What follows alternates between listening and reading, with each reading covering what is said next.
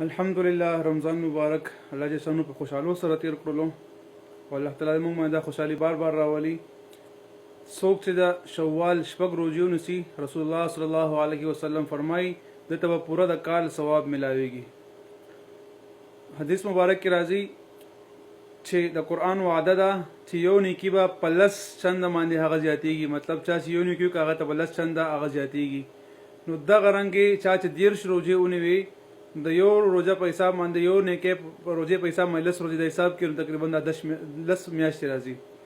رسول الله صلی الله علیه وسلم فرمایي چا چې شپږ روزې ونیوي د شوال، داسې شوال د شپېتو ورځو روزې ونیوي او دا به ته پوره کال ثواب ملاویږي.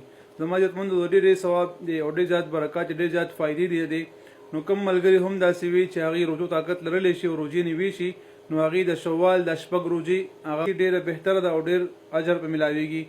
بل دا بعضې خویندې داسې وي زنانه چې هغې په رمضان مبارک کې کم د بیمارۍ په وجه روزې خوړلې وي، هغه روزې خو پای باندې لازم وي، فرض وي، به دوباره نیسي. خو بعضې خویندې دا سوال کوي چې آیا موږ دا کمې روزې موږ د خوړلې وي دا موږ شوال کې نه وي چې شوال ثواب موږ ته هم ملو شي او هغه ثواب موږ ته هم ملو شي. د شوال روزې دا مستحب دي، حدیث کې راځي دا مستحب دي. او د رمضان مبارک چا چې روزه خوړلې وي مطلب هغه عذر په وجه باندې نو هغه فرض دي په دمانې ول هغه ضروری دي. اول که داسې کوي شوال روزې نفلونه سي، هغې نه پسې بیا فرضي روزې خپلې ونیسي، نو انشاءالله ثواب به دواړو ورته ملو شي. الله تعالی دې موږ تاسو راضي شي، الله تعالی دې موږ تاسو خپل رضا نصیب کړي.